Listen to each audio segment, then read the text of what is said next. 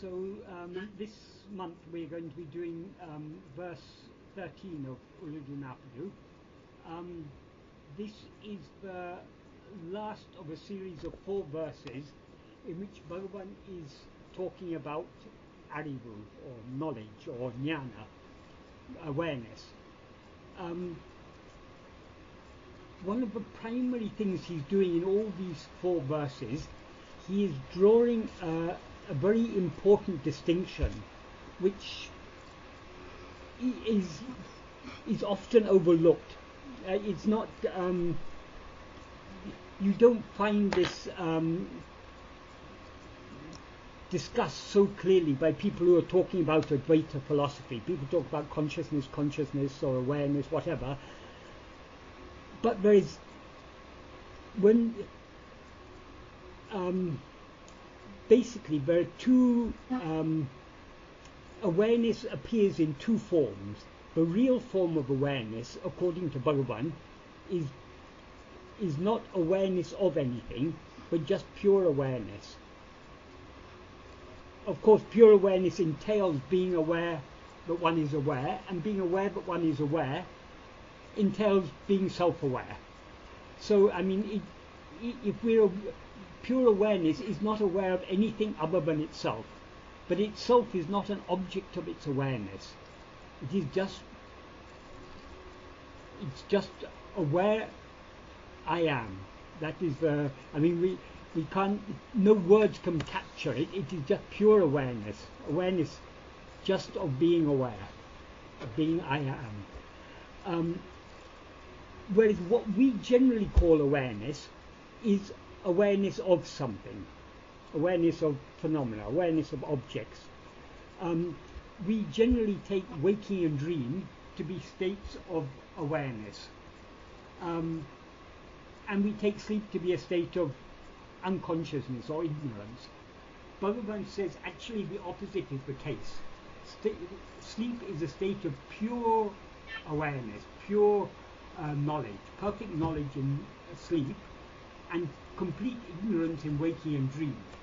When Bhagavan says it's waking and dream are complete ignorance, he doesn't mean that the knowledge is, or the real awareness is totally obscured, because we're always aware I am.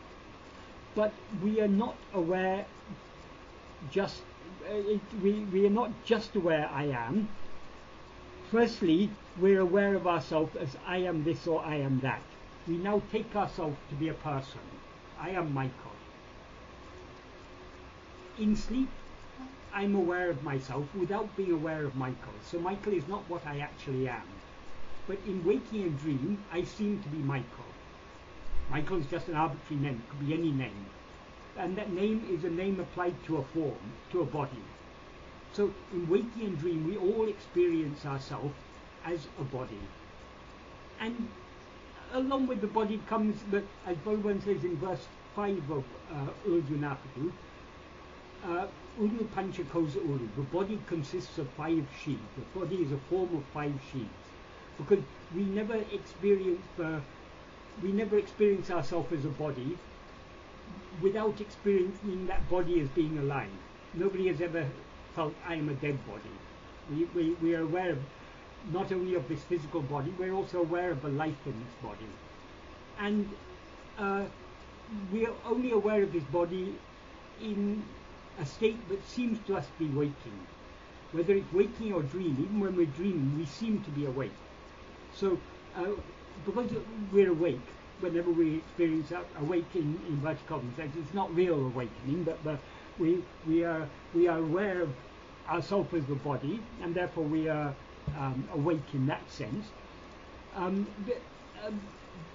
Being aware of ourselves as a body entails having a mind, and having a mind entails having an intellect.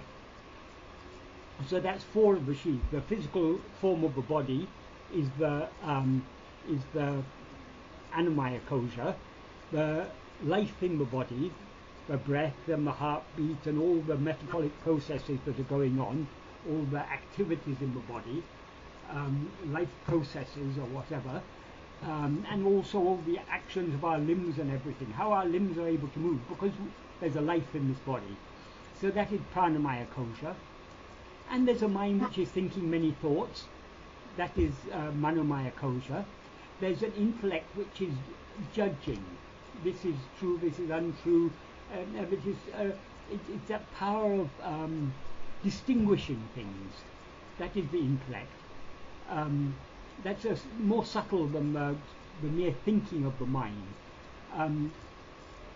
For example, if one person says 2 plus 2 equals 4 and someone else says no, 2 plus 2 equals 5, we're able to distinguish which is true and which is false. We at once recognize, no, 2 plus 2 must be 4, it's not 5.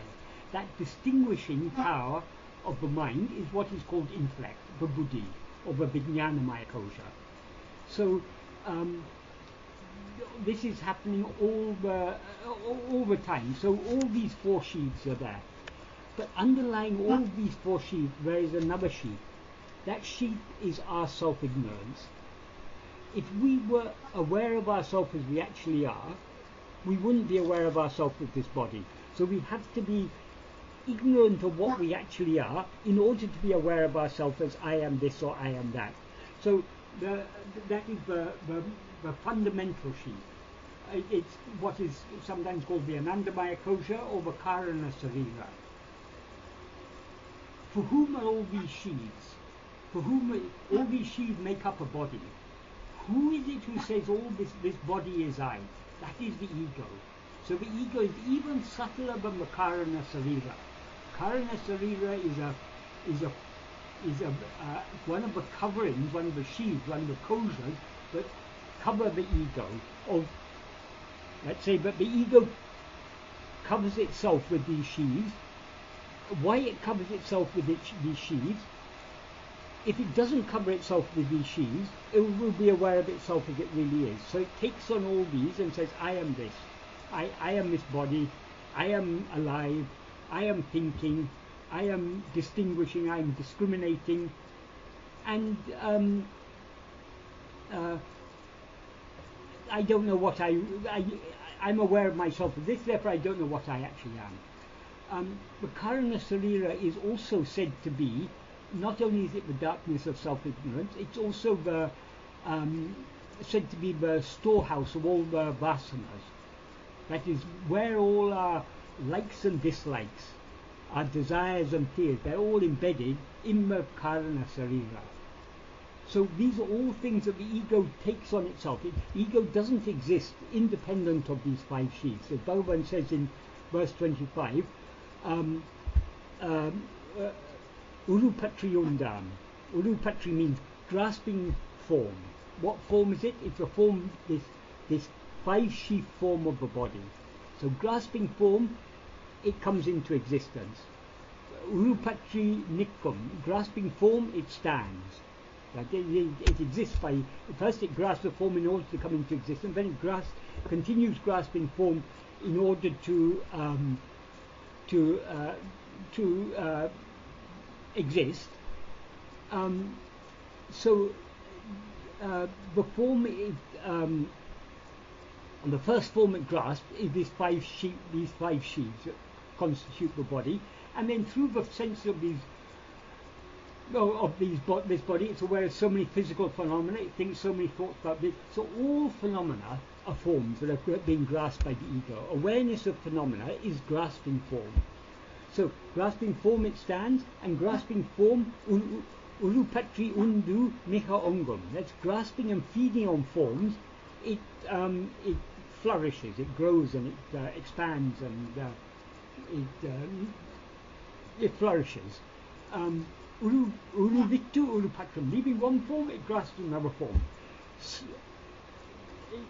Throughout the waking and dream state, the mind is never for a moment, the ego is never for a moment stands without grasping something. So leaving one form, it grasps another form. And if now it's grasping this body as I, sooner or later this body is going to wear out and die. If it lasts that long, or it could, an accident could happen, disease could come, so many things. Anyway, one day, one thing we're all sure about, one day this body will die. But so if the ego doesn't die with the death of the body, it will rise again and project. This body is just a projection. If the body doesn't exist independent of the ego will project another body. and so it goes on. So the only time the ego leaves all forms is when it falls asleep. But when it falls asleep, it itself ceases to exist. So as long as the ego is existing, it's grasping one form or another, and leaving one form, it grasps some other form. So this is the nature of the ego. I'm going off into a bit of a tangent, but that is because all these verses of Uḷḷadu Nāṛpadu are so closely interconnected. So according to Bhagavan, this awareness of forms, awareness of phenomena, this is not real awareness. This is the message, this is what he analyzes and he emphasizes in these series of 4 verses in Uḷḷadu Nāṛpadu, verses 10, 11, 12 and 13. I will read the previous 3 verses in order to build up to this present verse that we're going to discuss today. In verse 10, Bhagavan says, literal meaning is leaving ignorance, knowledge does not exist. Here Bhagavan uses the word leaving, vittu, in the sense of without. So without ignorance, knowledge does not exist. The knowledge and ignorance he's talking about here is knowledge and ignorance of phenomena, of things other than ourselves. So without knowledge, without ignorance, knowledge does not exist. Without knowledge, ignorance doesn't exist. In other words, these are dyad. They're a pair of opposites. One has a meaning only because of the other.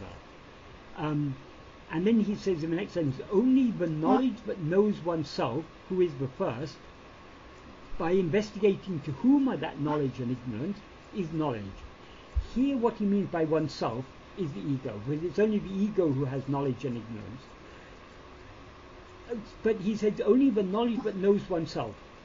The implication here is only the knowledge that knows the reality of oneself, the reality of the ego. If we know the reality of the ego, in other words, if we know what we really are, we'll know the ego as such does not actually exist. And since the ego is what knows knowledge and ignorance, knowledge and ignorance will cease to exist along with it, as he says in the next verse. So only the knowledge that knows the implication is the reality of the ego, who is the first to arise, by investigating to whom are this knowledge and ignorance. So who is it who knows all these phenomena? All these phenomena, this world, and so many, all these things, they seem very real to us. Because we now take ourselves with this body, which is a part of this world, we are real. Because we take this body to be I, the body seems to be real, and because this body is a part of the world, the whole world seems to be real. When we leave one body and take another body, then we are able to recognize the previous state as a state of dream. But so long as we are dreaming a dream, it all seems to be real. It doesn't seem to be a dream while we're dreaming. It seems to be waking. So Bhagavan says, what is real knowledge? Real knowledge is only the knowledge that knows the reality of oneself. That is that's the point he's emphasizing in all these verses, but he says it there in verse 10. In verse 11 he says, without knowing oneself who knows, knowing other things is ignorance. Again, without knowing oneself implies without knowing the reality of oneself. Because oneself who knows, that means who knows things other than oneself, is the ego. When we know the ego is a very strange thing. As Bhagavan says, it's a formless phantom.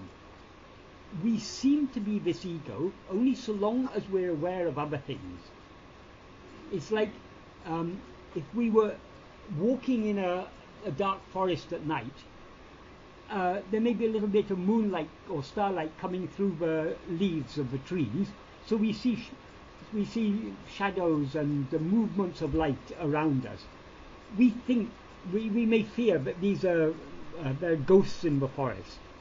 I know we may at any moment be caught by a ghost or something, so we may be feeling some fear.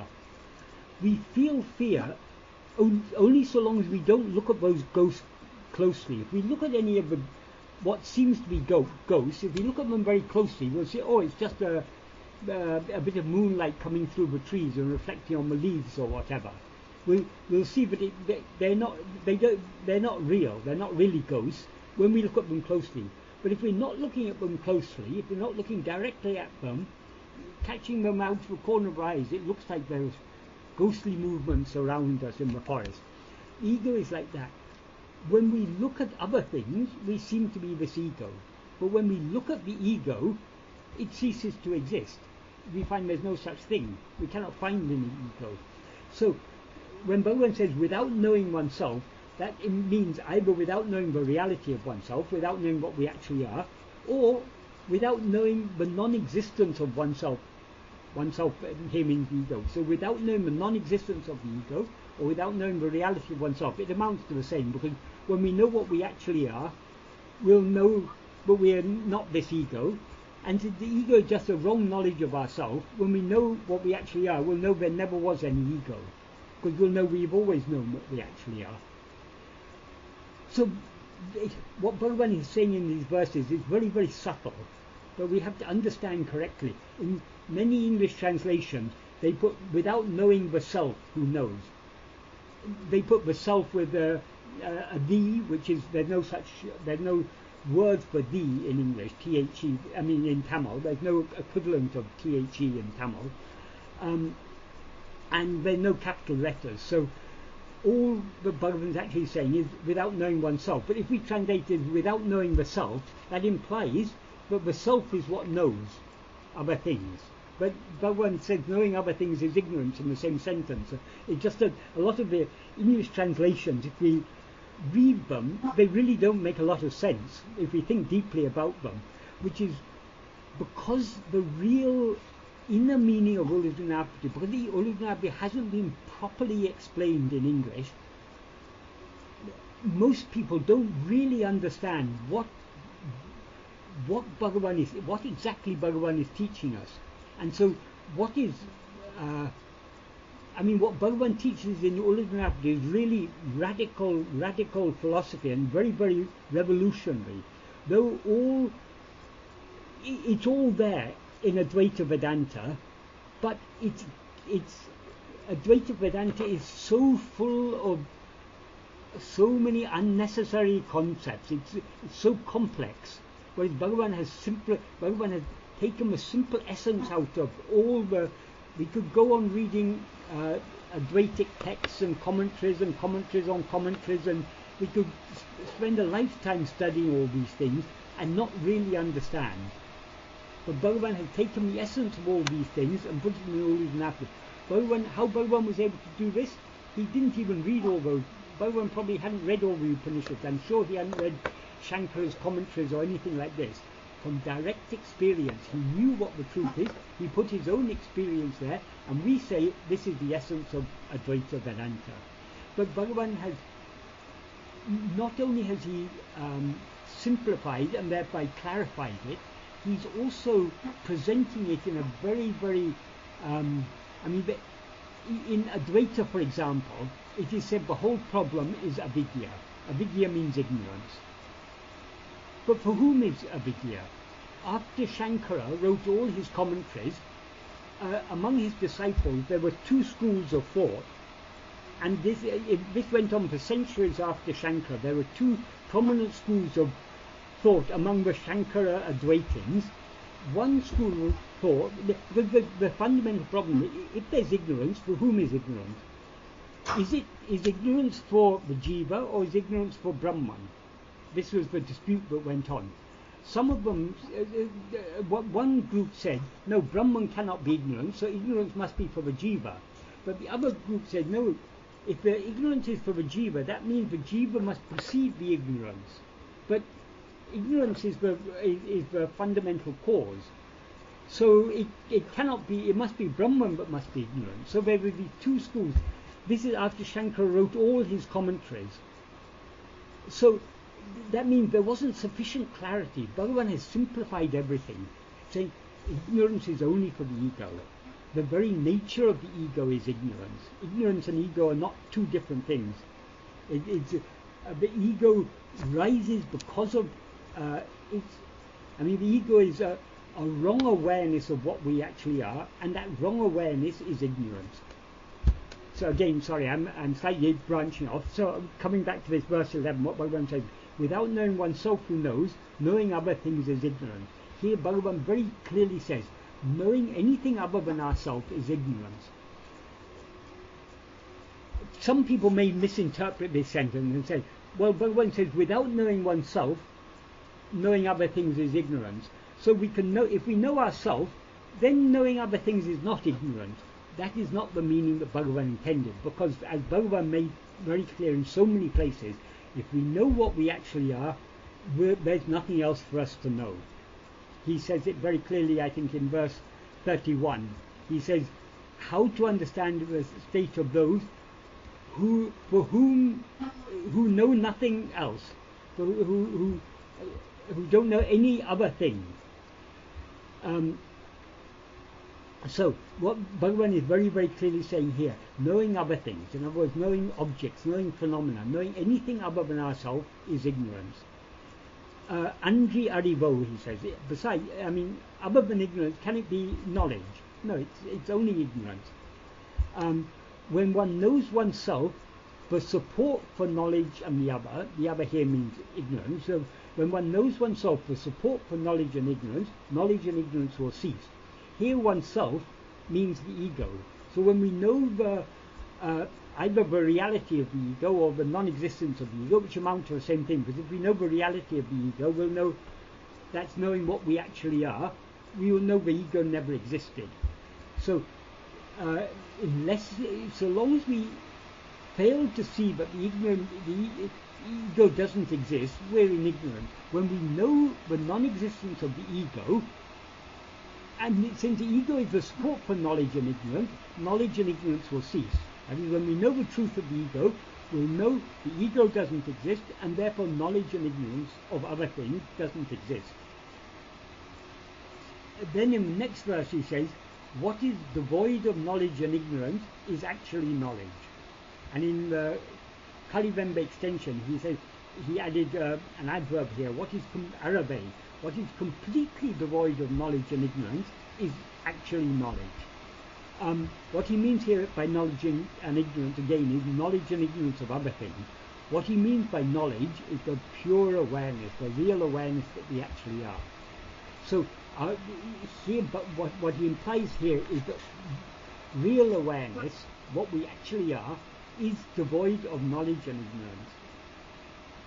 So that's why I started off by saying today that Bhagavan draws a very, very important distinction between real awareness and awareness of other things. Awareness of other things is sometimes called sutarivu. Sutarivu means pointing or showing awareness. The awareness that displays phenomena, the awareness of things other than ourselves, that is ignorance according to Bhagavan, not real knowledge. Real knowledge, real awareness is only pure self-awareness. And then he says, that which knows is not real knowledge. That which knows means the ego or the mind. That is not real knowledge, or not real awareness. The word he uses here is arivu, which can mean knowledge or awareness. So the ego is not real awareness. The ego seems to be aware, it's aware of itself as I am Michael, or I am Kumar, or I am whoever, it doesn't matter the name, I am this or I am that. That is the nature of the ego, to know that. And it also always knows other things. So that, Bhagavan says, that is not real awareness. So the awareness of other things, as he says in the previous verse, knowing other things is ignorance.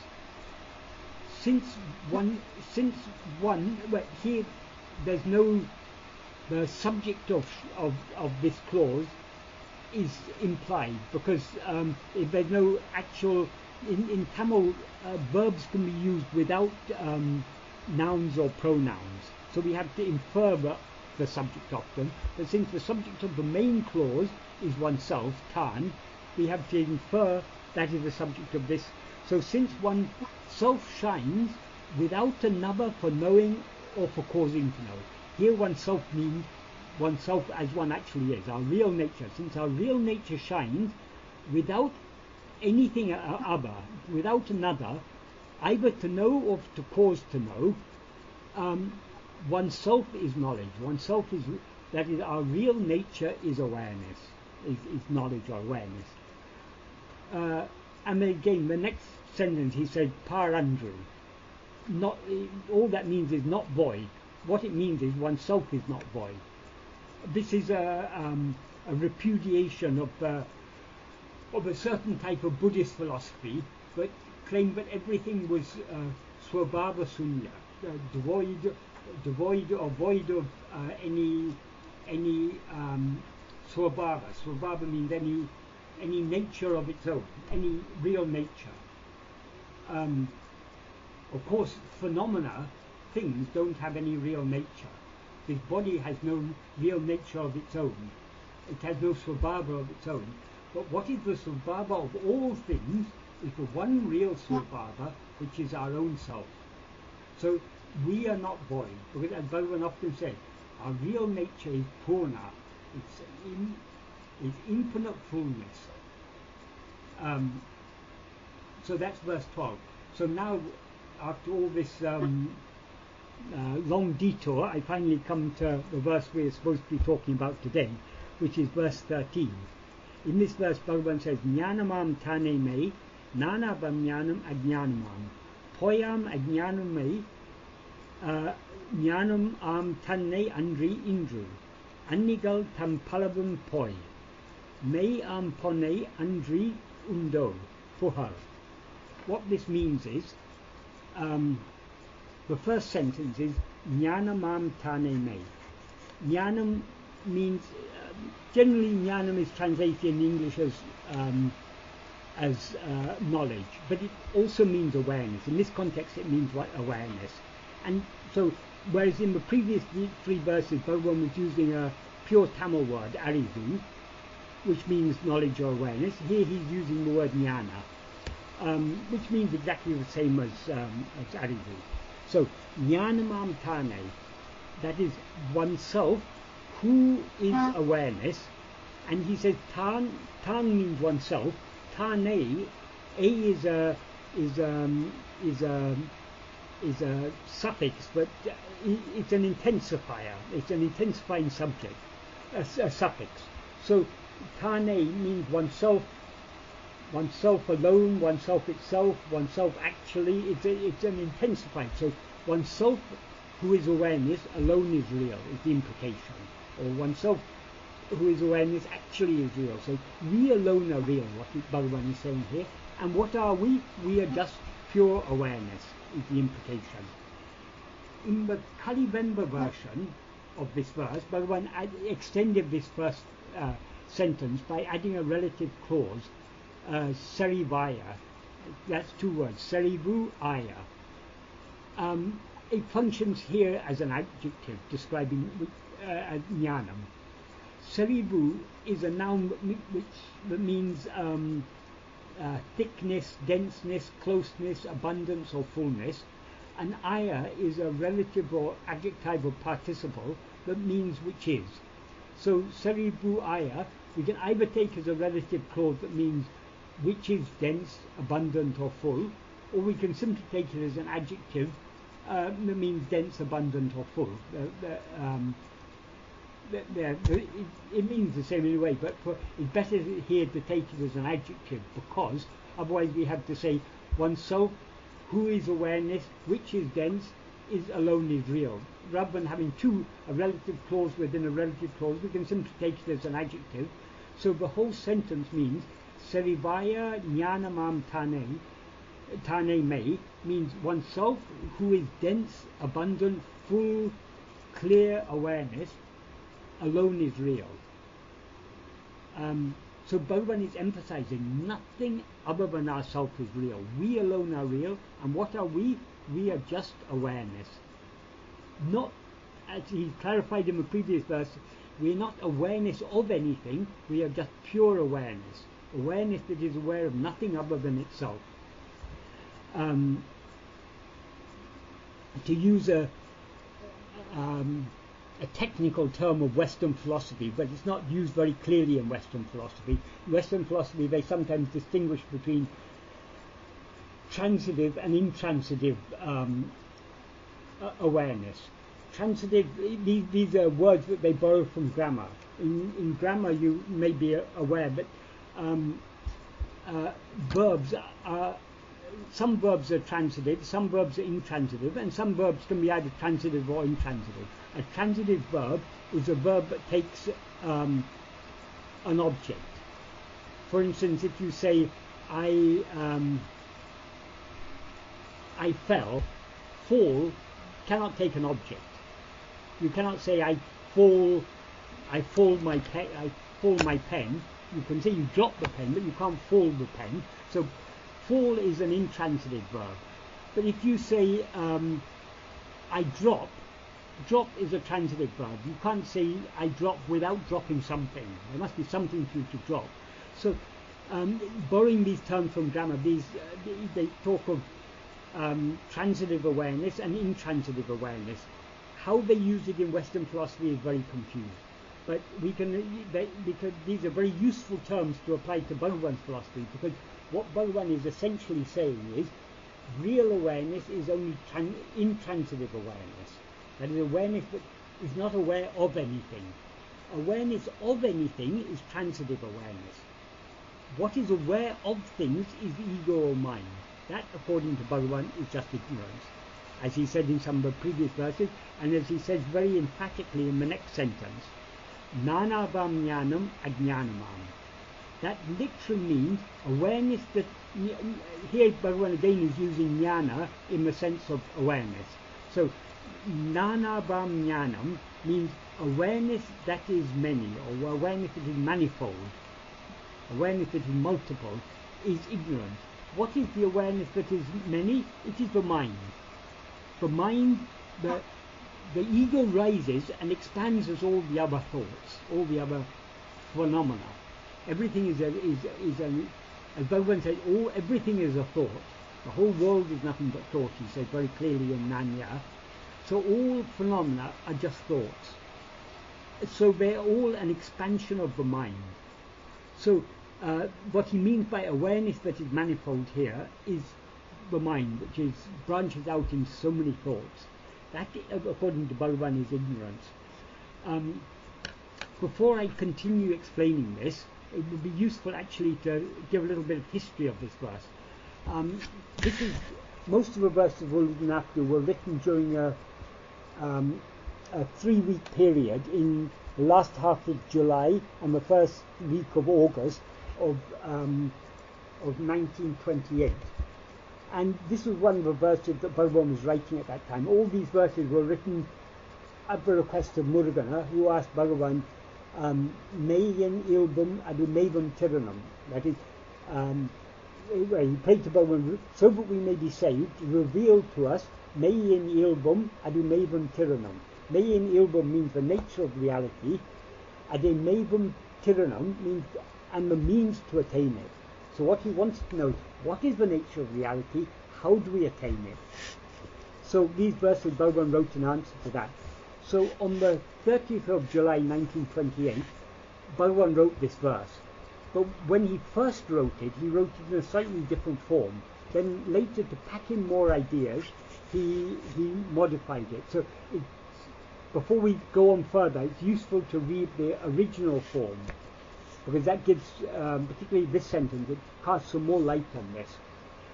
In the original form, in the first sentence, he says, ñāṇam aññḍṛi uṇḍō. That means awareness alone is real. The reason he changed it, because he's just talking there about awareness, but what awareness is that? He clarified it when he revised it. I mean, he wrote it in one way, and then the same day he changed it. He, as we've seen, he changed it from ñāṇam aññḍṛi uṇḍō, ñāṇa alone is real, to ñāṇamām tāṉēmey, oneself who is awareness alone is real. In this original version, he used the word aññḍṛi, which is very, very clear. Aññḍṛu means one, aññḍṛi means alone. So he's very clear, strongly emphasizing that meaning alone. In the revised version, it's just that one intensifier, tān, on the end of tān he added a, taṉṇai. So this original version indicates that what he means by tāṉēmey is oneself alone. So he packed more meaning into this sentence by saying ñāṉamām tāṉēmey, oneself who is awareness alone is real, whereas originally he had just said awareness alone is real. And then the next sentence, he whereas in this version, the present version, it's nāṇāvā ñāṇam aññāṇamām. Knowledge which is multiple, which is many, is ignorance. What he means by knowledge which is many, as I said, obviously it implies the mind, because mind is the only awareness that becomes many. But he put it in a slightly different way in the original, which makes it the idea more clear. nāṇāvā ñāṇam. That means the awareness that sees as many. What he says, there is actually only one thing, that is awareness, that is ourself. But there is some awareness that doesn't see, but instead of seeing the one as it is, it sees the one as many. So the knowledge which sees as many, that means implies, there's no, what it sees as many is not explicitly stated here, but obviously it's implied, but sees the one. Because he says there's only one thing that actually exists, that is ourself, whose nature is awareness. So the awareness that sees as many is the ego, or mind, which sees the one thing, the one reality, as all these multiple phenomena, this vast universe, with so much history, geography, physics, chemistry, biology, social sciences, philosophy, all this, the vast diversity of knowledge we have, and so many different phenomena we're aware of. All this is actually only one thing, that is just pure awareness. The one substance, the one porul or vastu, is awareness. But we see this awareness, which is our real nature, as all these multiple phenomena. So in the original version it says, nāṇāvā ñāṇam aṇḍṛi,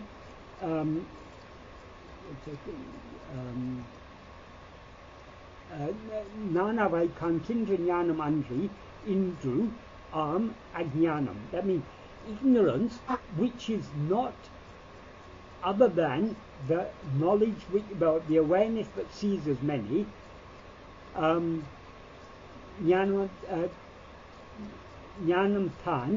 ñāṇamām taṉṇai aññāṛi iṉṭṛu. So that ignorance, which is not other than the awareness that sees as many, doesn't exist except as oneself. That it doesn't exist independent of oneself. And then the rest of the verse is the same. So I don't need to go into the rest of the original form. I'll just continue to explain that why I brought in this original form of this verse here. It does, by saying, when Bhagavan says ñāṇamām taṇē, when he said nāṇāvā ñāṇam, once, that literally means awareness which is many. It's a very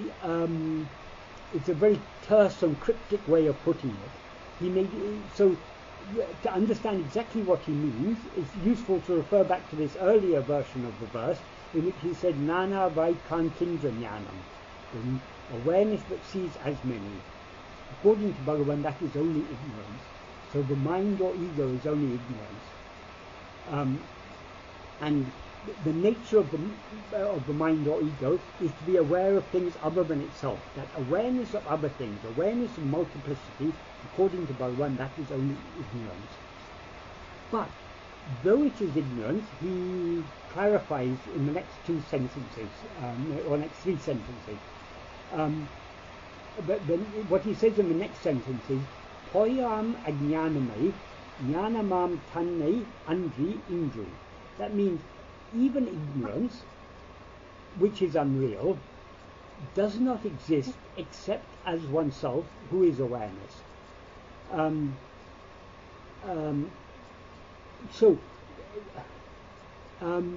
What actually exists is only oneself, who is awareness, who is jnana. But what seems to exist is this awareness of multiplicity, which Bhagavan says is ignorance. Bhagavan said this ignorance is not real. What is real is only oneself. But though it is not real, it doesn't exist apart from oneself, who alone is real and who is awareness. And for this he gives an analogy.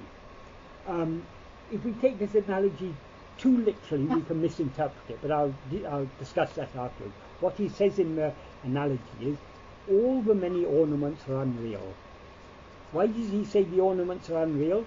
We have a ring, we have a necklace, we have a pendant, we have earrings. So some gold can take so many different forms, can be shaped into so many different ornaments.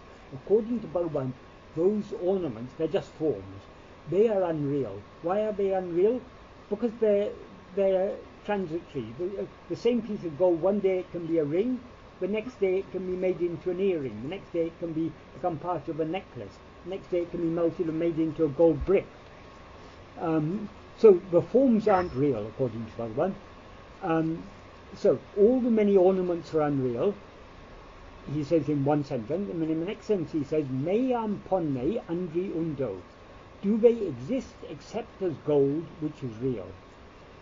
What is the relationship between gold and the ornament? Gold is the substance, ornament is the form. So Bhagavan says the forms are unreal, the substance is real. Some people could say, oh no, people could argue with this and say, oh no, well, a ring is as real as the gold of which it's made. In the world of phenomena, that may be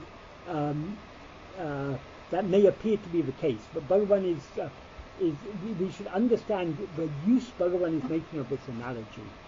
According to Bhagavan, the substance is real, the form is unreal. That is what he's saying. And why he brings in this analogy here, because what he's implying is real awareness, pure awareness, that's awareness that is not aware of anything, which is our real nature, that is the substance, that is the vastu, that is the palavum. The mind, which is awareness of many things, the awareness that sees this one as many, that is not real. Poyyāmañ, he says, it's unreal, but it doesn't exist apart from what is real. We can use another analogy here. The snake is unreal, but it cannot exist apart from the rope, which is real. Right? The snake is a mere appearance. What is actually there, what is the substance that is actually there, when in the half light we can't see what it is, but it looks to us like a snake, so we get afraid. And that snake is wholly unreal. But there is an element of reality in it. That element of reality is what it actually is a rope. So the snake is unreal as a snake, but real as a rope. So also the ornaments are unreal as transitory forms, they're real as gold. So also the mind or ego is unreal as an awareness that knows many things, but it's real as its substance, which is pure awareness, which is not aware of anything. And then there's a small final sentence in which Bhagavan says puhal, that means say. So that's all the words in the verse. The implication of this is, though the ego or mind, which is the false awareness that sees itself as numerous phenomena, is ignorance and unreal, the real substance that appears as this ego or mind is only oneself, who is the true knowledge of pure awareness. So what actually exists is not the ego or mind, but only oneself. That is the implication of this verse. But as I said, this analogy Bhagavan gives, no analogy can ever be perfectly analogous. So we have to understand the spirit of the analogy, and to make it clear, Bhagavan very, very clearly said that the ornaments, the many ornaments, are unreal. So he's using this analogy in the sense that ornaments being impermanent or unreal, gold being, and of course even gold will perish sooner or later, but relatively speaking, gold is real. Bhagavan isn't actually saying gold is real. For the purpose of the analogy, the gold represents what is real, which is the substance. The ornaments represents the forms, which are unreal. But not all of Bhagavan's, this is very, very, what Bhagavan has taught us is very, very easy to understand, very, very difficult for most of us to accept. The difficulty in understanding Bhagavan is not actually understanding the concepts. You don't have to be a great intellectual genius to understand Bhagavan's teachings. Even a child can understand it. It's so simple. Very, very simple concept. Why we have difficulty understanding it, in spite of its simplicity and clarity, is it's very, very difficult for us to accept. We all want. We are very well. We're not satisfied by our present state, but we are still eking out enjoyment from our present condition. Most of us, if we ask ourselves, we're not entirely satisfied with our life, but I think most of us are pretty happy with our life. We wouldn't want to end our life. Even people who are suffering from great poverty, disease, who may be in terrible situations, they may be forced to be slaves working 18 hours a day. Very few of them will attempt to commit suicide. Most of us would prefer to live in misery than not live at all. We're so attached to our life. So that means we're so attached to this state in which we're aware of phenomena. Though we're perfectly happy when we're asleep, somehow we want to keep on coming back to this waking state or dream state and experiencing phenomena. Though the phenomena don't give us unalloyed happiness, they give us some iotas of pleasure amidst the pain, but we still are very attached to it. So Bhagavan is completely undermining, he's asking us to reject our belief in the reality of all these things. Most of us are reluctant to do so, so we find it difficult to accept. And if we really are devoted to Bhagavan, if we really want to follow Bhagavan, we have to recognize, yes, we are still attached to this world, but our goal is to give up this attachment. But so long as we're attached to this world, so long as we're attached to ourselves as this person, we're not yet ready to surrender ourselves, to give ourselves wholly to Bhagavan, and thereby to merge back in our source. So, though we may not be yet ready to surrender ourselves entirely, we accept that that is our goal. But we want to try to gain the maturity so that one day we'll be ready to surrender ourselves completely to Bhagavan. And Bhagavan has taught us that practicing this vichara persistently throughout our waking and dream state as much as we can, whatever we, I mean, we don't have to be just sitting in meditation. Throughout the day we should be trying to be self-attentive, be constantly remembering the fundamental self-awareness.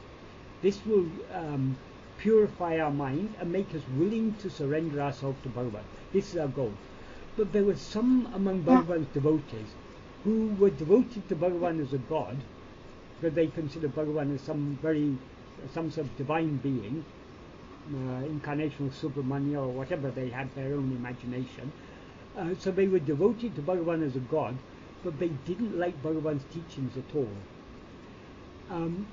There was one prominent group of devotees who were constantly opposing Bhagavan's teachings. That is Kavyaganta and his followers. When Kavyaganta was first shown a translation of nāṇā, someone had one of his followers had translated it into Telugu, from Tamil to Telugu, and he showed it to Kavyaganta, hoping Kavyaganta would approve his translation. Kavyaganta read it and said, "I don't like this at all. I never thought Bhagavan would be guilty of partiality." So they really, really found it difficult to accept Bhagavan's teachings. So when they tried to translate Uڵḷadu Nāṛpadu, they tried to remove everything that would be against their own beliefs. So when they translated this verse, in this verse, Bhagavan actually uses the word poi, which means unreal. He uses it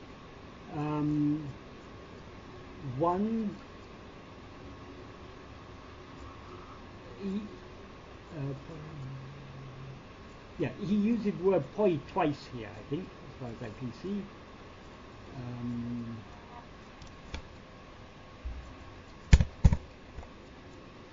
Yes, he uses the word poi twice here, unreal. He emphasizes, first he emphasizes poyyāmañ, the ignorance which is unreal, and he also refers to the ornaments as unreal. But when they translated this verse, they removed this word, they omitted this word unreal altogether. And in Kavirghanta's disciple, Kapali Sastri, wrote a commentary with Kavirghanta's approval, and in his commentary he said, it is, in his introduction, in the first 2 or 3 pages of his introduction, he wrote, he didn't use this example of ornaments and gold. He used a parallel example, which is often used in Vedantic texts, which is mud and mud pots. The mud can be formed into, can be shaped into pots of so many different shapes and sizes. Just like gold can be formed in so many ornaments. But according to Advaita, the mud alone is real, the forms and the pots are unreal. Pots come and go, but the mud is what is real. So, but what Kapali Sastri was arguing was that Brahman has 2 aspects. It has the formal, it has the substance, which is Satchidananda, and it has the formal aspect, which is this world. And both, he tried to argue, are equally real. But in order to have a complete knowledge of Brahman, we have to know the substance and we have to know the form. Because mud never remains without some form. Gold never remains without some form. So just knowing gold or knowing mud is not complete knowledge. You have to know the substance and you have to know the form in which it's formed, was his argument. And he even went so far as to say in his introduction, therefore it is false and futile to assert that Brahman alone, but the substance alone is real. I'll get this sentence that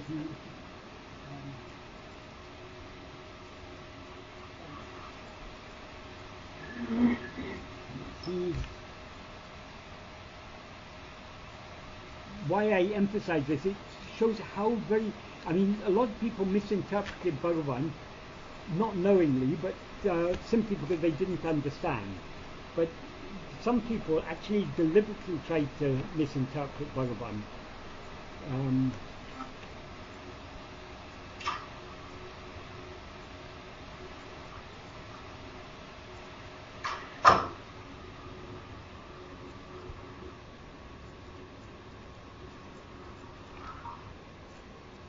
Oh yes.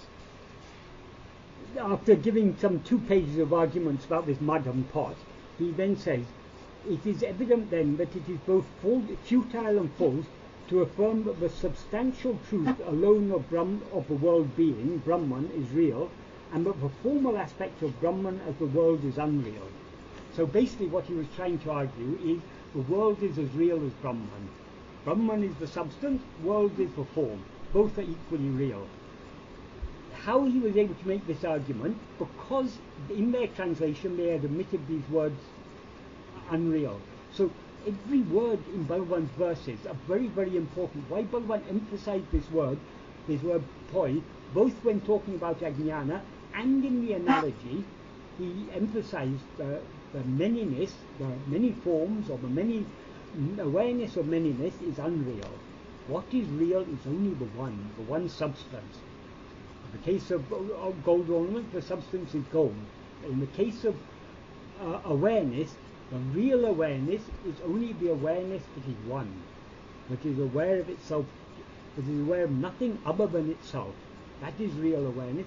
The awareness of other things, the awareness of multiplicity, the awareness that sees the one as many, that is ignorance according to Bhagavan. So these four verses are very, very important because if you read any books on spirituality or anything, people are talking about consciousness, about awareness, and people say there's somewhere I read. I think it's somewhere. Let me see. I think it's in Day by Day somewhere. I read just recently. I can't remember. But anyway, someone asked Bhagavan how to increase awareness. Bhagavan said, you are always aware. There's never any deficit in your awareness. The problem is you're aware of things other than yourself. What you need to do is get rid of the awareness of things other than yourself, and what then remains is the pure awareness that you actually are. So, I mean, we find these things, if we read talks day by day and such books, we can find these gems here and there scattered throughout, but all those gems are brought together and concentrated in a very clear and very emphatic form in Uḷḷadu Nāṛpadu. But when we read day by day or talks or something, though there are some very nice things there, we can never be sure that how accurately these are recorded. Because Bhagavan wasn't talking in English, he was talking in Tamil, and whoever recorded these things recorded it some hours afterwards from memory, so he recorded what they were able to understand. So we can't take those things to be entirely reliable. But Uḷḷadu Nāṛpadu is what Bhagavan himself has written, and he's written it in poetry, so very, very carefully he's crafted every word. And Uڵḷadu Nāṛpadu is of anyone who wants to really understand Bhagavan's teachings.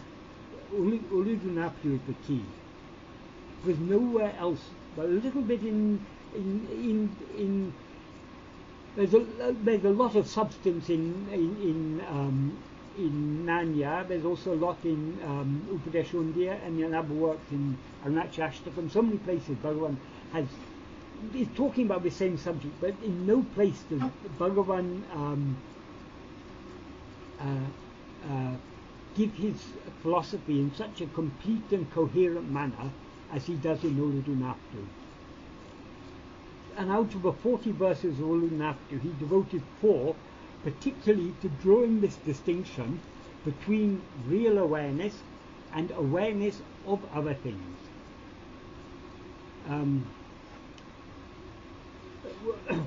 And understanding this distinction is very important because, for example, in nāṇā, the first question that Sri Ramana asked Bhagavan was, who am I? And Bhagavan answered very simply, Arivaynān. Arivaynān means awareness alone is I. And Sri Ramana then asked, what is the nature of this awareness? What is the swarupa of this awareness? And Bhagavan said, Arivin Swarupam Satchidanandam. Or probably Bhagavan didn't even say that. Probably he just replied Satchidanandam. Because in those days Bhagavan wasn't talking, he was mostly either writing his replies in sand, in the sand of the sandy floor, or on a slate if Sri Ramana gave him a slate. That was the first question and answer. The first 2 questions and Bhagavan's 2 answers. Sri Ramana later expanded these as what Bhagavan later made into the second paragraph by adding what he had learned in philosophy. I'm not this body, I'm not this prana or this apana, all these things. He expands on Bhagavan's answer, but Bhagavan's actual answer was Arivaynān. When Bhagavan wrote it as an essay, he retained what Sri Ramana had added, but that second paragraph ends with Arivaynān, awareness alone is I, Arivin Swarupam Satchidanandam.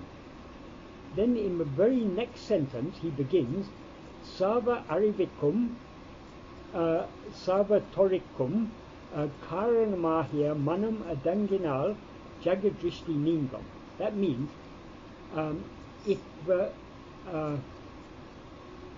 the mind, which is the cause for all arivu and all that's all awareness, all knowledge, and all activity, all action, subsides or ceases, the appearance of the world will cease.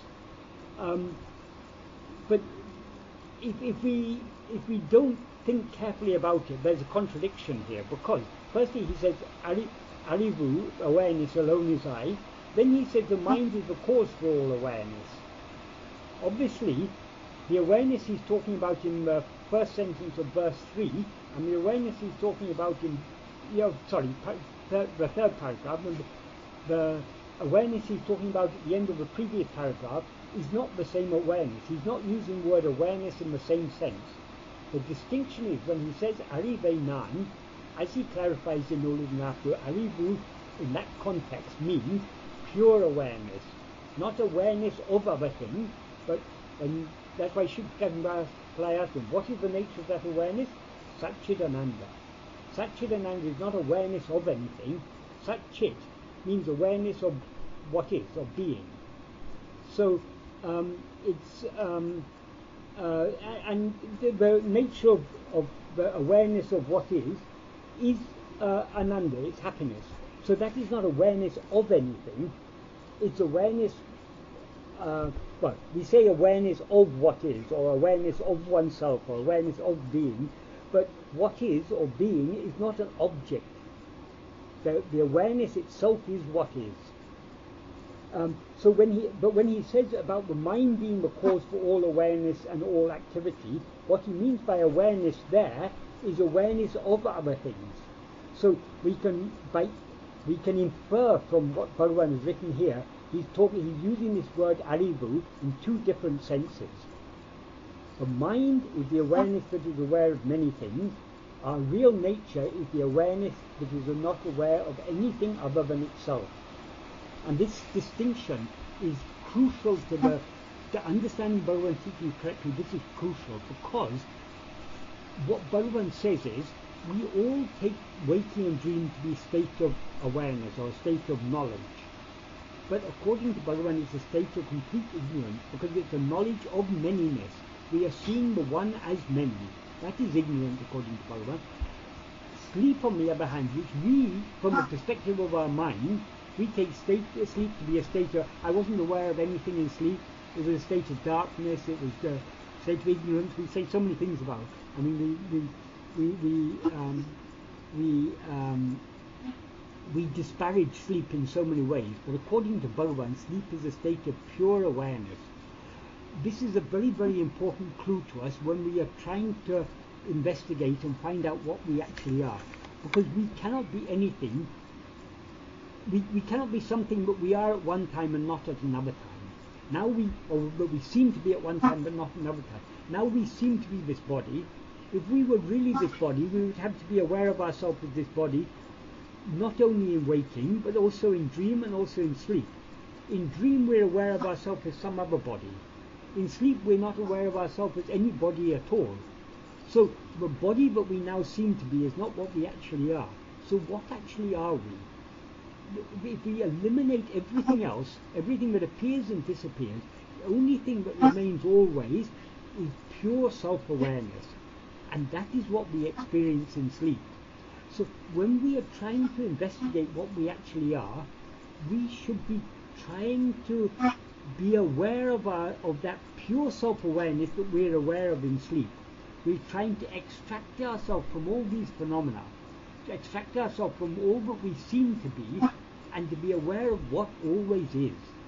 So in what we are trying to do when we are trying to be self-attentive, we are actually trying to be asleep while awake, or be awake while asleep, whichever way we put it. But here in this waking state, we are trying to experience what we experienced while we were asleep. So people ask, what is your experience of practicing self-inquiry? If there's anything we experience, experiences come and go. Anything that comes and goes is not ourself. So people attach a lot of importance to spiritual experiences. Spiritual experiences are all a red herring. They will all mislead us if we follow them. Okay, we may get all sorts of wonderful experiences. We may have a feeling of oneness with the whole world. We may see divine light. We may see vision of Shiva or Shakti or Subramanya or Jesus or Buddha. We may get all sorts of wonderful experiences. But to whom are all these experiences? Bhagavan said seeing God without seeing oneself is manomayamam karshi. Is seeing only a mental image, a mental vision. It's not real. So what is real, it must be what is always present. And what is always present is only self-awareness. So we are always self-aware. But whereas in sleep we're aware only of ourselves, in waking and dream we're aware of many things besides ourselves, and we take ourselves to be one of the phenomena we're aware of. This body is a phenomenon, but it seems to be ourself. This is ignorance. In order to overcome this ignorance and know what we really are, we need to isolate ourselves from everything else and be aware of ourselves just as we were aware of ourselves in sleep. So we have to bring that experience of sleep into this waking state. We have to be trying to isolate ourselves from awareness of all other things and be aware of ourself alone. This is what self-inquiry is about. Self-investigation, whatever we may call it. So why Bhagavan may put so much emphasis distinguishing the real awareness from the awareness of many things? Understanding this distinction is essential to understanding the practice of self-investigation. Awareness of anything other than ourselves, however blissful it may be.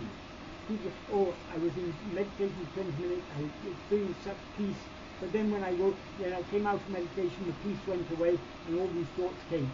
If the peace went away, we don't want such peace strengthening. What is the use of a peace that comes and stays with us for 20 minutes and then goes away? Anything that appears will disappear. Once someone asked Bhagavan, if God were to appear before you, what would you ask? Bhagavan said, I would ask him not to appear. I would tell him, I don't want a God who appears and disappears. I want a God who is with me always. So Bhagavan emphasized this so often. If jnana was something, everyone thinks jnana or moksha or whatever nirvana, whatever we're seeking, is something we're going to experience in the future.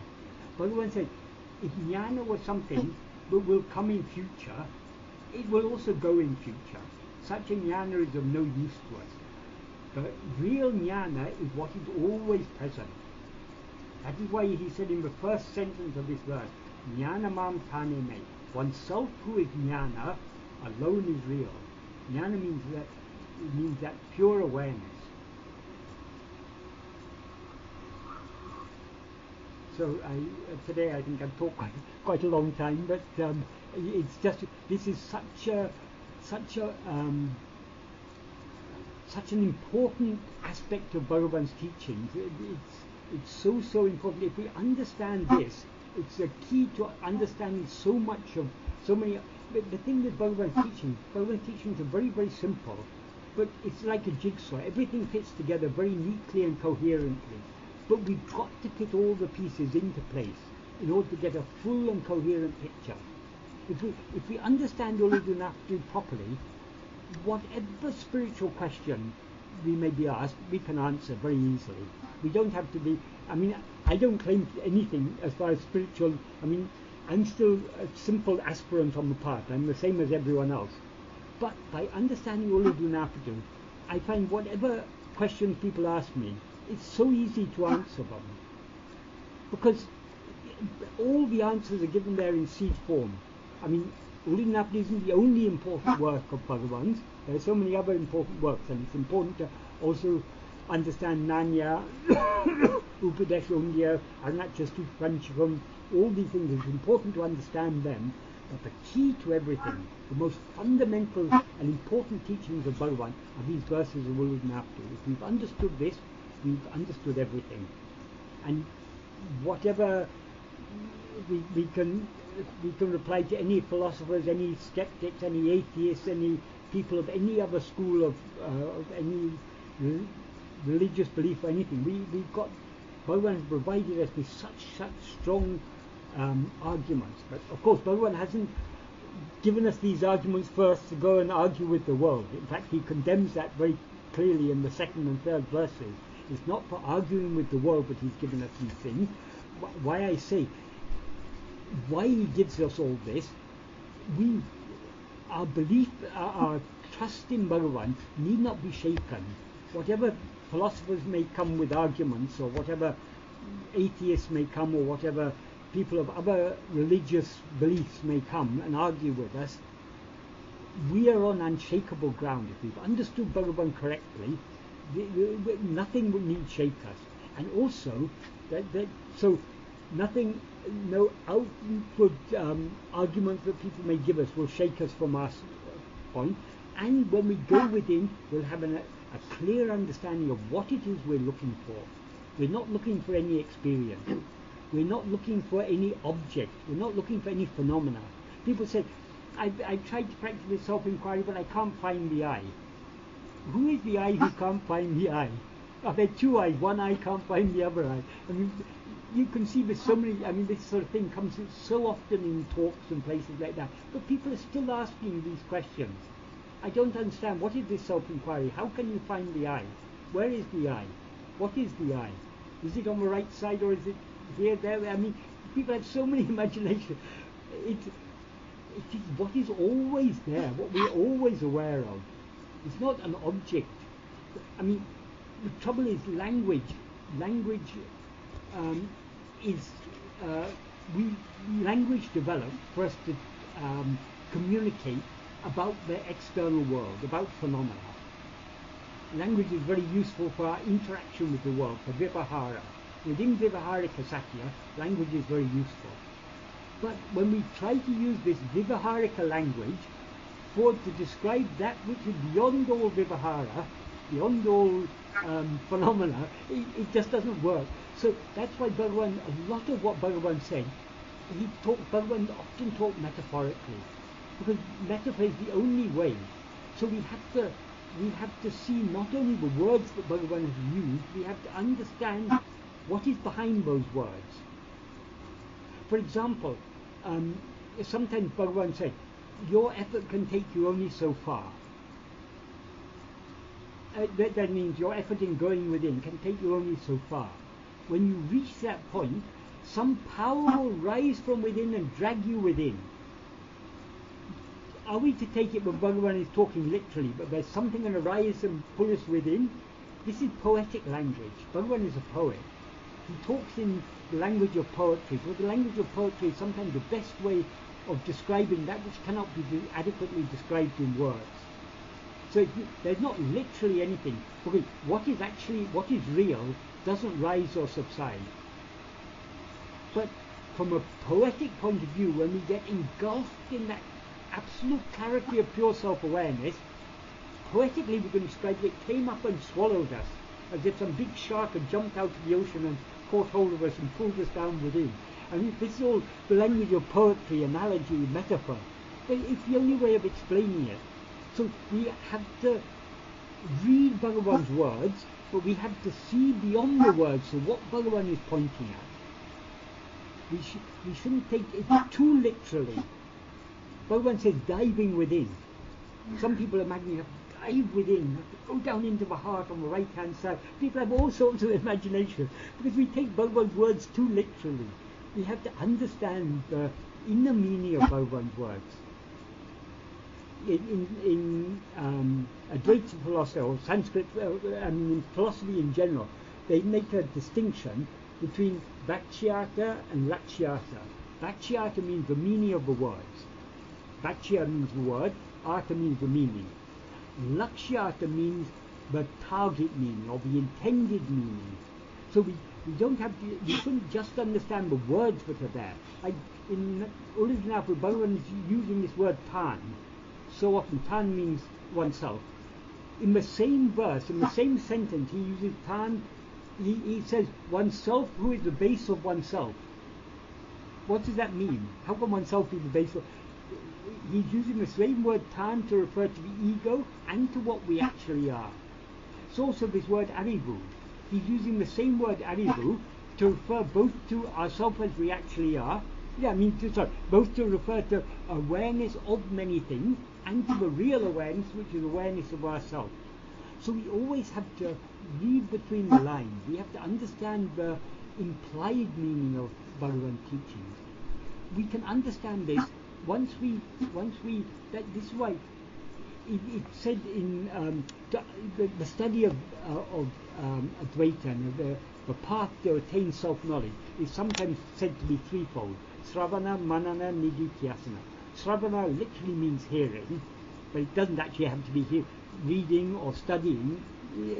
That is exposing ourselves to the words of Bhagavan, you can say. That is Sravana. But merely reading, we can read Uḷḷadu Nāṛpadu, we can daily get up in the morning and recite Uḷḷadu Nāṛpadu for 20 minutes and then come back at night and recite Uḷḷadu Nāṛpadu for 20 minutes. That's good. It's good. I don't say reciting Uḷḷadu Nāṛpadu isn't good. But it's not the mere repetition of the words. We have to do manana. Manana means we have to think about it critically. We have to think, what does it mean? Why are you using the same word arivu?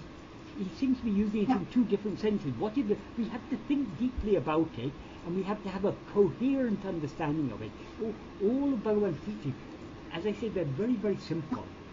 The essence of Bhagavan's teachings is very simple, but we've got to fit all the pieces together, and then it's perfectly clear. If we don't fit it all together, we'll have our thinking will be incoherent, and we'll easily jump to wrong conclusions. So we have to think deeply about it. And why is it necessary to think deeply about it? Because to the extent that we clearly understand what Bhagavan is talking about, we'll be able to understand how to put it into practice. The more we understand Uḷḷadu Nāṛpadu and other writings of Bhagavan, the clearer the path will become to us. The easier it will be for us to put it into practice. Because it's a very, very subtle path, Bhagavan's path. And he says in Uḷḷadu Nāṛpadu, in one verse, I think in verse 23, I think, he says, Nun Matiyal. And in a later verse, he says, Kunda Matiyal. Nun Matiyal means by a subtle intellect, investigating by subtle intellect. And Kunda Matiyal means a very sharp or sharpened or acute or keen intellect.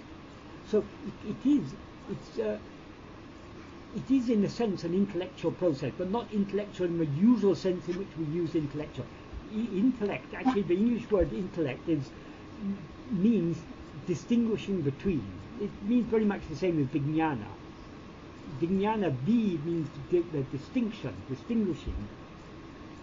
So vijnana and intellect actually mean very much the same. I think intellect means something like I can't remember exactly, but it does intellect, intelligence. It all comes from a Latin root, which means distinguishing between. So the whole process of self-investigation, we are distinguishing what is real from what is unreal, what is pure awareness from what is awareness of otherness. So it is in that sense, it's a very, very extremely subtle intellectual process. When we say someone is a great intellect, they're a person who is able to see the truth in things. Like if we read some book, a very, very complex book on philosophy, it may be very difficult for us to understand because the ideas are complex. But a person who is a brilliant philosopher will be able to read and understand all that. So it's that ability to, or a brilliant mathematician. So some people are able to solve a mathematical problem in a few seconds. Other people can spend hours scratching their head and with pen and paper, they still can't work it out because they don't see the way to a solution. If we know the way, we get there very quickly. So it's a matter of seeing. When, like, if someone says, I don't understand, why does 2 plus 2 equals 4? How can we explain? I mean, we know it's logical that 2 plus 2 equals 4. But if someone is not able to grasp it, they're not able to see it. We can see it. We can, I mean, it's once clear to us, 2 plus 2 must equal 4. So the intellect is a matter of seeing the truth in things, seeing what is correct, what is false. So in that sense, this Atma-vichara is the subtlest use of the intellect. It's using that discriminating, distinguishing power of the mind to go deep within and to separate ourselves from all that appears and disappears, from all phenomena, to find out what is the underlying basis of all these things. Because the underlying basis of all these things is pure self-awareness. That is the only thing that doesn't appear and disappear. Ego appears and disappears, mind appears and disappears, everything, all phenomena appear and disappear. But there is something that is constant. What is that thing that is constant? That is I. I am awake. I was dreaming. I was asleep. That is the one thing that is constant throughout all these states, is I. I is a pronoun that denotes our self-awareness. That is what is real. That is what we've got to distinguish. In Sanskrit there's a term, drik drisya viveka, distinguishing the seer from the seen. That is, we now whatever is seen is unreal. So the thoughts, whatever appears is something that is seen. So even the mind or intellect is something drisya. What is it that is aware of all these things? Going deep back inside. And when we get back to the original pure awareness, we'll find it's not aware of anything except itself, because nothing else actually exists. So Bhagavan's path is a very, very subtle path. So it requires great clarity of understanding to follow Bhagavan's path correctly. That clarity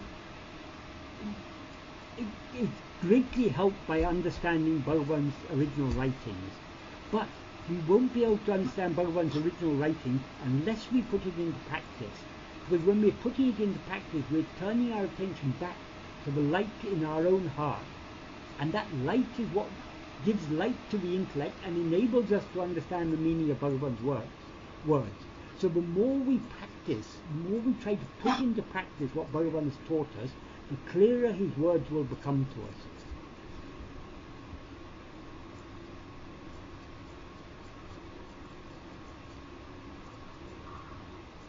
Sorry, I've talked for a very long time. You may have questions to ask. Thank you, Michael. So I think it's a really good discussion. And one of the things you mentioned, just wanted to repeat, Michael was pointing out how people have speeches. He talked about Kavya and actually very long list of our lives. Well, we don't have to be so worried about both people because they're deliberately misunderstood. What we have to be more concerned about, I mean, if we shouldn't actually be concerned about anything other than ourselves, but I mean, there are many people who want to understand Bhagavan but don't understand. These are the people, I mean, people like Kavya we can't help, but if someone doesn't want to understand Bhagavan, there's nothing we can do to convince them. But there are many people who want to understand Bhagavan but are not able to understand because of poor translations, but we can't just blame poor translations. We have to have Bhagavan's path is a path of vichara. Vichara means investigation. We have inquiry. We have to have an inquiring, a curious mind. We have to ask questions. I was with Sadhwan for 8 years, and I was relentless in asking questions. He sometimes used to tell me, but he said, I know a lot of our Indian friends feel that you're very disrespectful, the way you go on asking questions. But actually, this is the way. He said, one problem with a lot of our, in this country, people have a respect for elders and for people they consider as wise and everything. So they don't ask, they don't People say, I've got this doubt, I've got that doubt, but that's not the way of questioning. You've got to go deep into it, and you've got to question, find out the connections, and question deeply. And often I would hear Sadhguru giving an explanation to people, and I'd wonder why he's explaining like this, because he explained to me differently. And afterwards I would ask him, why did you explain like that? Because when I asked you about it, you said differently to me. Then he said, we have to answer to people at the level at which they're questioning. If we give deeper answer than if we go deeper than their questions, we lose them. So we have to answer at the level of their question. And he pointed out to me so many things. Why Bhagavan said this to people? It's because that is the level at which those people were. If people question them, that's why often we don't get very useful things out of talks, because most of the people who were asking questions in talks were not going very deep. They weren't asking very deep questions. The deeper the question, the deeper the answer. And Bhagavan illustrated this once when he was once Bhagavan told the story of Dakshinamurti, and he said before Sanakadi rishis came to him, and when they sat at his feet, they began to ask him questions. And he was very, very happy to hear their questions, because they were very shrewd and very pertinent questions. So he very patiently answered their questions, and for 1 full year he was answering their questions, and for every answer he gave, they asked a very relevant question, not like in talks where Bhagavan gives an answer and they jump to some other subject and ask some other question. It was a true new Sisha Sambhasha. It was a true that for every answer he gave, they asked a relevant question. And they were going very, very deep into the subject. After 1 year, Dakshinamurti understood. They've understood so clearly, but so long as I continue answering the words, they will continue asking questions. So their ignorance will never end in this way. So much love and compassion was welling out, Bhagavan described it, so much love and compassion was welling out of the heart of Dakshinamurti for these 4 very, very ripe aspirants. But he understood, but he had to suppress that love and compassion. Bhagavan said he had to close the valve of that compassion, and he had to merge back into silence, because that was the only way of dealing the final blow. Because they were so mature, as soon as Dakshinamurti withdrew back into himself and merged in silence, they also merged in silence. When Bhagavan once told this story, Murugan said to Bhagavan, but Bhagavan, in no book is it ever said that Dakshinamurti ever answered any questions. Bhagavan said, no, it's not written like that in any book. This is what actually happened. And Murugan understood. Then Bhagavan has to be one of 5 people. He has to either be one of the 4 Sanakadi rishis, or he has to be Dakshinamurti. Let's assume he's Dakshinamurti.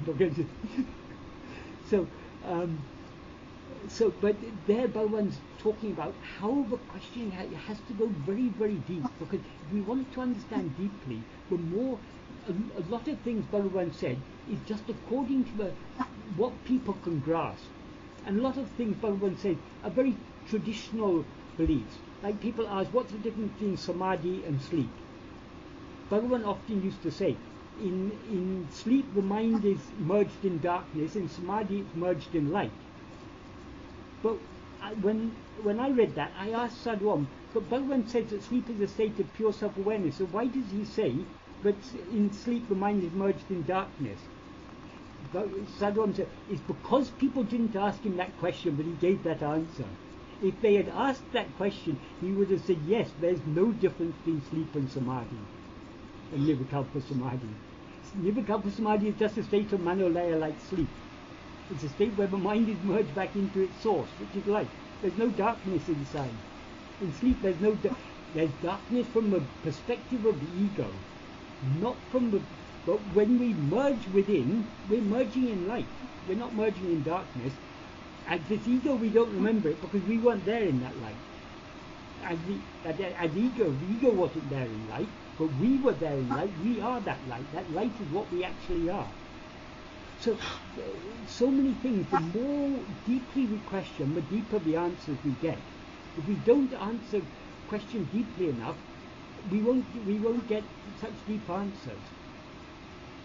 And it's not just, this isn't just, as I said, it's not just an intellectual process of asking smart questions and getting smart answers. It's a matter of going deep into the subject and understanding very clearly which is what guides us when we go within. Yes, sorry, you were just asking? Yeah, Michael, my question is something new for me was you kind of referenced it when you were talking about your own meditation. So the new phrase for me is self-attention. Yeah. And so since we have language, what's the distinction between meditation and self-attention? You can meditate on anything. You can put a candle in front of you and meditate on the light of the candle. You can imagine some form of God and meditate upon it. You can meditate on points of the body.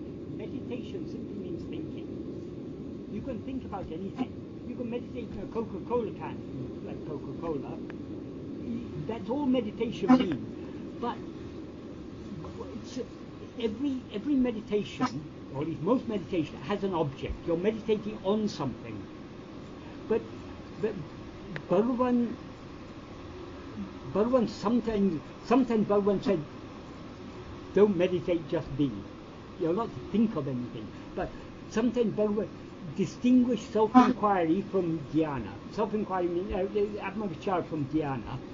Because dhyana means meditation. Generally, when people talk about meditation, they're talking about meditating on something.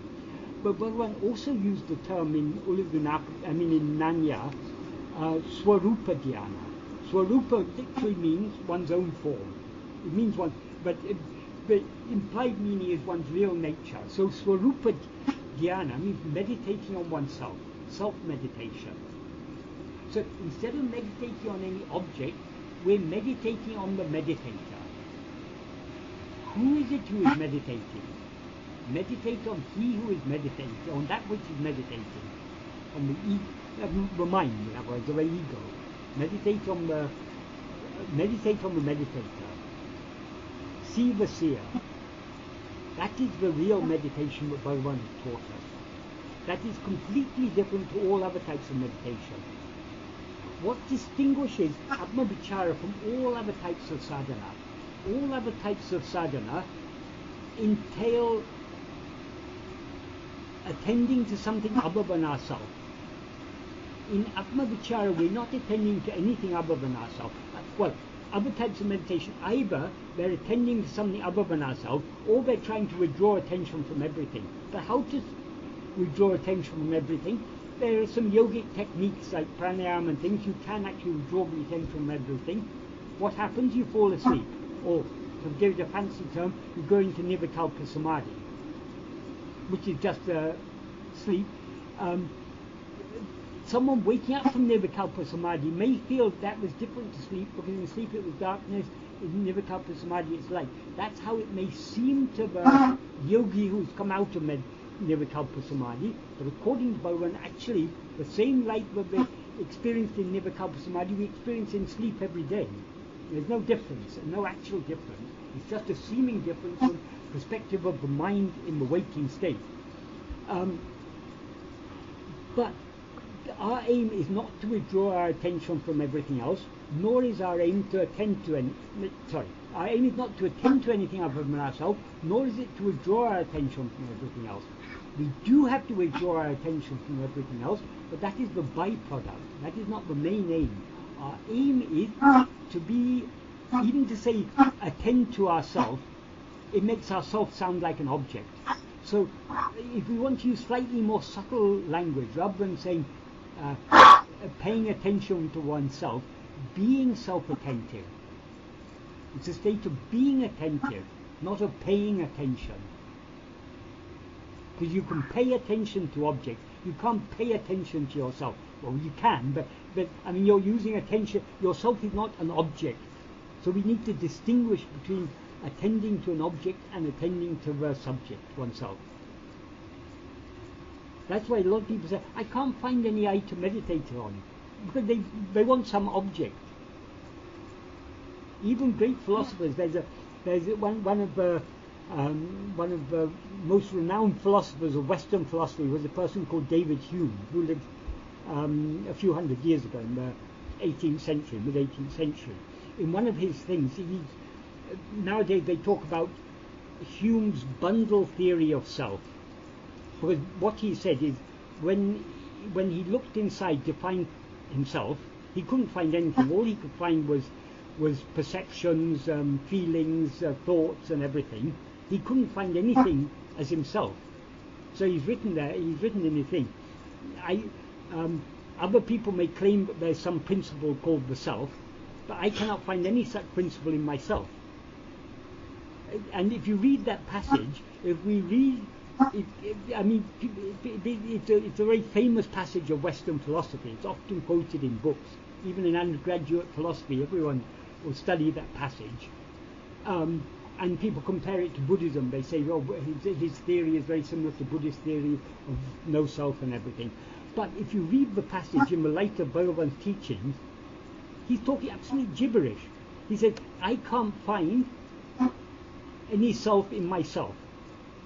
Who is the I? Who is the self in which he can't find it? The myself in which he can't find it? It's absolutely meaningless what he's saying. But it's taken to be great philosophy. Because people don't understand. That's why Bhagavan, once we understood Bhagavan's teachings, so much other philosophy seems absolute child's play. It may seem maybe very complicated and written very high language and so many difficult concepts and everything, but it's complete gibberish, a lot of it. Whereas Bhagavan has simplified it so much. When people ask Bhagavan, I can't find that eye. Bhagavan said, are there two eyes? One eye can't find the other eye. What are you looking for? It's only yourself you're looking for. You are always there.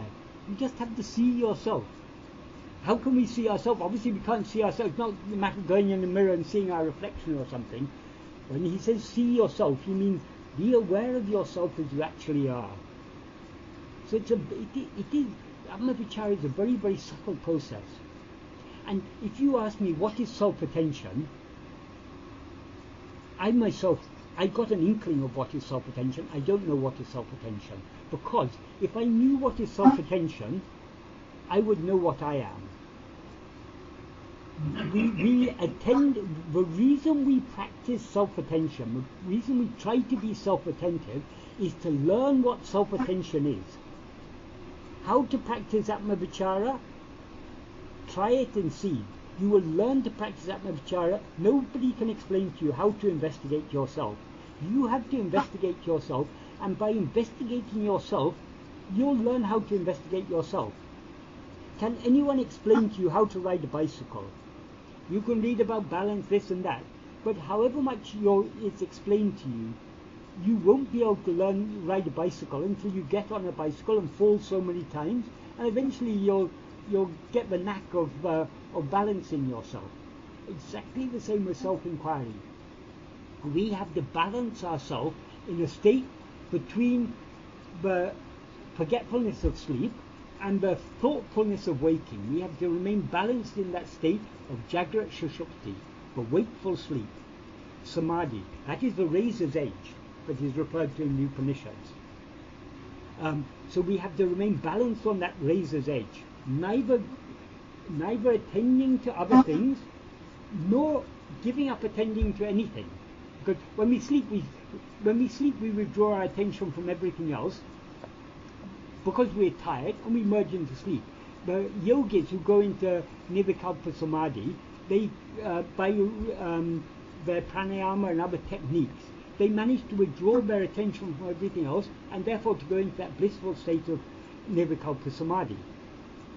But they don't know themselves, because they come out again. That's the state of manolaya. If you go into that state, you will sooner or later come out of it. Because we still have the desire. We need to destroy the ego. The ego is not just a temporary subsidence of the ego we're looking for. It's complete annihilation of the ego. That can be brought about only by self-attentiveness. There's a Tamil Advaitic text called Kaivalya Navanitam. Bhagavan sometimes used to refer to it, and the ashram produced I don't know if they still publish it. They used to publish an English translation. I don't know how good the English translation is. But in that, in Kaivalya Navanitam, in one place it is said, Jnana cannot destroy Aññāna. Jnana is not inimical to Aññāna. And the reason that it says that is, we are always self-aware. But in spite of being self-aware, we are still self-ignorant. So merely being self-aware is not sufficient to destroy our self-ignorance. They therefore say what is the terminology that's used in Kaivalyam. It said, Jnana cannot destroy ignorance. Only vritti jnana can destroy ignorance. It's not. Most people don't understand very clearly what is meant by vritti jnana. Vritti jnana means vritti is a term which it's a Sanskrit term, but it's very difficult to translate into English. It's often in many contexts it means thought, but it doesn't only mean thought. But what is meant actually by vritti jnana is we are always self-aware. There's never a moment when we're not self-aware. But throughout the waking and dream state, we are mostly negligently self-aware.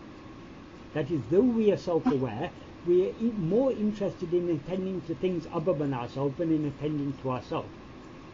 Because this world is a very interesting place, and there's every morning the news is there. We can listen, we can read the newspapers in the morning, we can watch the news in the evening, and things are going on in our office, and dramas are going on in our family, and the whole life is full of drama. I mean, we live in the midst of a big drama. So many interesting things are there, and we get pleasure from this or from that and thing. So our attention is constantly going out towards things other than ourselves. So though we are always self-aware, we are negligently self-aware. We are not interested in this self-awareness, we're more interested in other things. So what is meant by vritti jnana is not, Atmajnana means self-awareness. So the Atmajnana is always there, but we are, even now, we are experiencing Atmajnana. But because we're not attending to it, we're attending to other things, we overlook that Atmajnana, that self-awareness. Vritti jnana means the attentive self-awareness. Instead of just being ordinarily self-aware, negligently self-aware as we always are, we need to be attentively self-aware. And it's only that attentive self-awareness that will destroy the ignorance. That is what is meant in Kaivalya. It's the attentive self-awareness. So that attentive self-awareness, another way of saying it is self-attentiveness or self-attention. It's not that oneself is an object which we can attend to. It is we have to be self-attentive. We have to be attentively self-aware.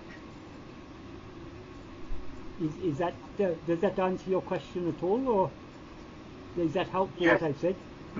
You answered the question at my level. Okay. Well, I'm also at the same level, so we're well suited. I haven't gone deeper yet. So, any other questions? I have a quick one. Yes. Michael, in the beginning you talked about the gross body, the subtle body, yes, which I can relate to. But when you say causal body, what is it? Why is it called the causal body? It doesn't give me a sense of what it is from that term. I know it's used very often. Okay. Actually, according to Bhagavan, the original cause of everything is the ego. But why the ego is, how the ego is able to take the ego, Bhagavan says it comes into existence by grasping a form, that is by taking a body as itself. How the ego is able to take a body as itself? Because it is self-ignorant. Without first covering itself with self-ignorance, it cannot cover itself with a body, with a physical body or a mind. So the underlying basis of this, Bhagavan, the term used is body, but the term body includes the physical form, the life in the body, the mind and the intellect. All these are included in the body, And the subtlest level of all is this self-ignorance. So the self-ignorance is called the causal body. But who is self-ignorant? It's not Atman. These sheaths never cover Atman. They cover the ego. And the ego doesn't exist without covering itself with these sheaths, because it's a formless phantom. So that's what is Bhagavan refers to as Irul, right? In verse. Yes, in verse 22, I think of yeah. Yes, Irul. It's often called darkness. With self-ignorance, self-ignorance is a darkness. But what I used to say, in order to see a picture on the cinema screen, you not only need the limited light from the projector, you also need a background darkness. The limited light in the projector is the mind light, and the darkness is the mind's self-ignorance. So if Bhagavan sometimes used to give an analogy. In old days in India, there used to be cinemas. They would go around villages and they would put up a tent and they would show a film in the tent. And this was the way in which villagers could see the latest movies. So Bhagavan used to say, if the wind comes and carries away the tent, the covering, the sunlight will flood in and the picture on the screen will be swallowed by the bright sunlight. Because without the background darkness, the picture cannot say. Likewise with this world picture, it's because of the darkness of self-ignorance that we're able to project this world picture. And Bhagavan also used to say, without the background darkness of sleep, you cannot dream. So now we are dreaming. The background darkness is that self-ignorance. That is the sleep. So we have to destroy that ignorance. How can we destroy the ignorance? Only by being aware of ourselves as we actually are. How can we be aware of ourselves as we actually are? Only by vritti ñāṇa. That's by being attentively self-aware. Michael, thank you. And see, this concept of the causal body, yes, or Irul, is so beautifully explained by Bhagavan, and of course with the commentaries of Sadhguru and Michael. I just didn't get that clarity when I read Viveka Chudamani. In the Anandamaya course, I was just so confused. Yes. I just couldn't understand it. Misnomer, because the reason it's called the Anandamaya Kosha, Anandamaya Kosha means the sheath formed of happiness. The reason it is called Anandamaya Kosha is because the general concept is when all the other sheaths disappear, the one sheath that remains in sleep is the Anandamaya Kosha or causal body. But that, though Bhagavan sometimes used to explain things in those terms, actually he is indicated to us in sleep is not a state of ignorance, it's a state of pure self-awareness. The ego, for whom is the self-ignorance? Who is it who is covered by the Anandamaya? All the five koshas. It's only the ego. So when the ego ceases to exist in sleep, there is no causal body remaining in sleep. It's often said, the sheaths are divided up, there are five sheaths and they're divided into three bodies. There's the causal body, the subtle body, and the gross body. And because Advaitic texts were in answer to questions asked at so many different levels, in many Advaitic texts it said, in the waking state, we experience ourselves as the gross body, stula sarira. In dream, we experience what the body we experience as I is the sukshma sarira, subtle body. In sleep, it's the causal body. But this doesn't stand according to Bhagavan's teaching, because according to Bhagavan, firstly, there is absolutely no difference between waking and dream. when we are dreaming, we seem to be awake. Everything that happens in dream seems as real as while we're dreaming, it seems as real as everything that happens in waking seems while we're awake. So actually there's no difference between waking and dream. So if the body we experience now as I is the gross body, in dream we also feel the body is physical. It's as physical as this body. So there's no distinction between waking and dream. So in both waking and dream we take all 5 sheaths to be ourselves. We're aware of a physical form as ourselves.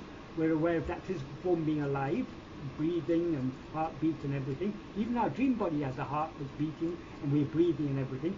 If we fall in water, we'll feel we can't breathe. We have to come up to the surface in dream. That all seems very real to us. And there's a mind and there's an intellect. All these are there in both waking and dream. And there's an underlying darkness of self-ignorance, which is the causal body. So all 5 sheaths are present in both waking and dream. In sleep, the ego isn't there. Then for whom are any of the 5 sheaths? For whom is a causal body in sleep? The reason it is said there's a causal body in sleep, because people ask, okay, if the ego doesn't exist in sleep, then why does it come out? How does it come back into existence in waking state? We may as well ask, how did the ego come into existence in the first place? Whenever people ask Bhagavan how the ego came into existence, how Maya appears, Bhagavan used to say that is an invalid question. Because if you ask how did the ego come into existence? Why did the ego exist? Why is there Maya? You are assuming that the ego exists. You're assuming that Maya exists. According to Bhagavan, there is no Maya, there is no ego. The ego seems to exist so long as we're aware of things other than ourselves. If we investigate this ego, we find that there's no such thing at all. If there's no ego, then nothing else exists. So to say why did the ego originally come into existence is an invalid question, because it's based on the assumption that the ego exists now. If we investigate, there's no ego, so the question is irrelevant.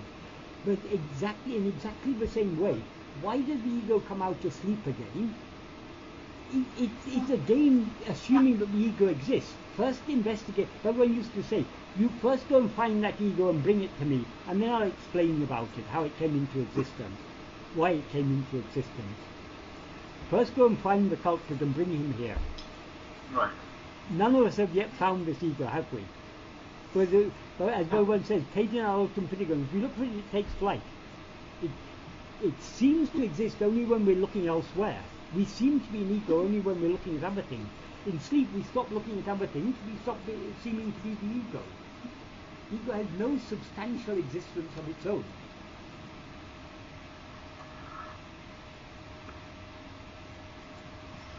So we don't need an explanation for why the ego comes out of sleep.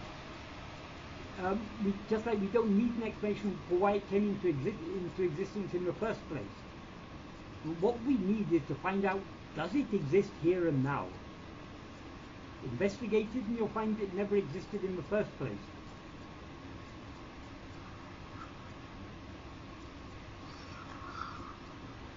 Thank you so much, Michael. Can I just say one other thing? Sure. Because Bhagavan said the ego is unreal, this again, Bhagavan teachings are misinterpreted in so many ways. There's a lot of people nowadays, a lot of would-be gurus, the so-called neo-Advaitins, who say, oh, Bhagavan said there's no ego, so there's nothing for us to worry about. That is a complete misunderstanding. Bhagavan, most of Uḷḷadu Nāṛpadu is about the ego. So why Bhagavan wrote so much about the ego in Uḷḷadu Nāṛpadu? Bhagavan doesn't say the ego actually exists. He acknowledges from our perspective the ego seems to exist. That which sees all these other things is the ego, Bhagavan says. That other things don't exist independent of the ego that sees them. So the ego certainly seems to exist. But if you investigate it, you'll find it doesn't actually exist. But so long as we're seeing other things, to say, oh, all this world is real, but the ego, there's no ego, so nothing for us to do, no need for any Atma-vichara or meditation or anything, we can just all you have to do is come to my my 2-week self-realization intensive, pay me $10,000, and then you'll be liberated. Nothing to worry about. It's a big business. I mean, people are making millions of dollars out of this spiritual business. How can anyone sell these things? What Bhagavan has given us to us freely, anyone who charges any money for talking about Bhagavan's teachings or talking about spirituality, they're frauds. Because what has been given to us freely, how can we then go and sell to others? What Bhagavan has shared his teaching freely with the whole world. If we then go and charge money, I will teach you how to do self-inquiry. If you come to me and pay me $150 an hour, I'll have a Skype session with you. I mean, these things are going on there. If you search the internet, you'll find all sorts of things.